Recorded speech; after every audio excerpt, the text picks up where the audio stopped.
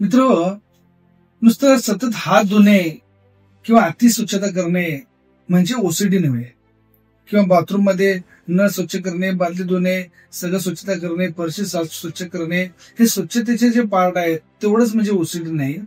तर ओसीडीचे इतर सुद्धा प्रकार आहेत. त्याच्यामध्ये परफेक्शन ऑर्डरमध्ये सगळ्या वस्तू ठेवणे, म्हणजे हे ओसीडीचे काही लोक असे आहेत की ज्यांना सगळ्या वस्तू परफेक्ट जागेवर जिथल्या तिथे ठेवाव्या लागतात. काही वस्तू जरी चुकीची ठेवली असेल तर त्यांचं चिडचिड व्हायला लागते. हे पण ओसीडीचाच पार्ट आहे.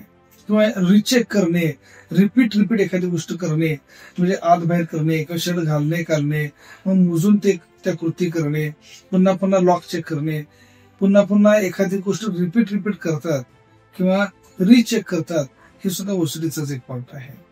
याशिवाय हार्मफुल थॉट येणे, स्वतःला इजा करण्याची वृत्ती किंवा आपल्या बाळाला किंवा इतर कुणाला तरी इजा करणे, चाकू न कापणे अशा प्रकारे, किंवा स्वतःला फास लावून घेणे, अशा प्रकारचे विचार येणे, हार्मफुल थॉट येणे, हे सुद्धा ओसीडीचाच एक पार्ट आहे. बऱ्याच लोकांना अशा प्रकारे स्वतःला इजा करण्याची वृत्ती त्यांच्यामध्ये आपल्याला बघायला मिळते. काही लोकांना स्वतःला उंचीवरनं बघितलं तर उडी टाकू वाटतंय, काहीतरी विष खाऊ वाटतंय, पण हे जे पार्ट आहे हा सुद्धा ओसीडीचाच पार्ट आहे.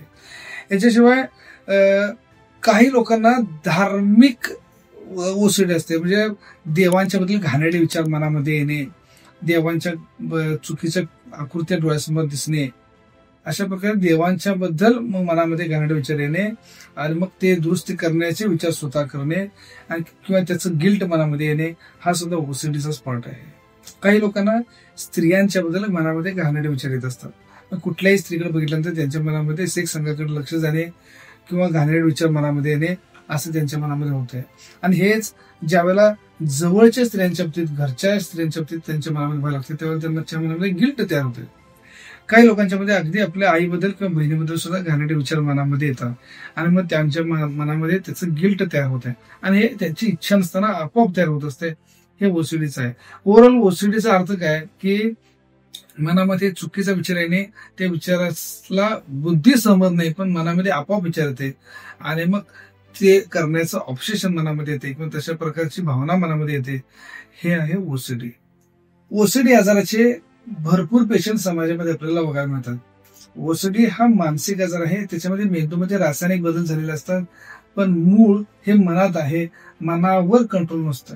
मग अशा वेळेला या ओसीडी मध्ये मानसिक विकार म्हणून त्याच्यावर समूळ उपचार करणं फार महत्वाचं आहे. त्याचबरोबर विचारांना कसं हँडल करायचं त्यासाठी आपल्याला सीबीटी किंवा आरईबीटीच्या टेक्निकच्या माध्यमातून काउन्सिलिंग करणे, विचारांना कसं हँडल करायचं ते शिकणे, मनाने स्ट्रॉंग होण्यासाठी. कारण ओसीडीचे पेशंट नॉर्मली मनाने सेन्सिटिव्ह असतात, हळव्या स्वभावाचे असतात. त्यासाठी मनाने स्ट्रॉंग होण्याचं गरजेचं आहे आणि त्यासाठी मेंटल एक्सरसाइज मी देतोय, हे सुद्धा करणं गरजेचं आहे. आणि वारंवार स्वतःवर काम करणं हे फार महत्वाचं आहे. कारण विचाराला हँडल करायला आपल्याला शिकायला पाहिजे. नुसतं गोळ्याने औषधाच्या भरोश्यावर नुसतं राहून चालणार नाही. कारण औषधाला हे कळत नाही की हा विचार तेवढा येऊ दे, हा तेवढा यायला नको. विचार हे दोन्ही येत राहणार. विचारांची फ्रिक्वेन्सी कमी करून विचाराला हँडल करण्याच्या प्रोसेसवर तुम्हाला काम करणं गरजेचं आहे. त्यामुळे ओसीडी मध्ये काउन्सिलिंग, समूळ उपचार आणि मेंटल एक्सरसाइज फार महत्वाचं आहे.